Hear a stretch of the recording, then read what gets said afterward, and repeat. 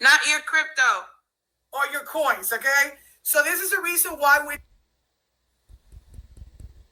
possible if you have an next.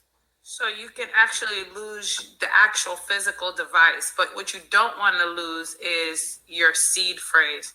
Exactly. And I couldn't find anything else on where I was looking at in regards to security, but I was just keep with validate transactions. Keep going. So validate your transactions, right? Ledger Lives allows you. So again, now it's going to ask me to what? It's telling me, don't remember your PIN? Bad. Okay?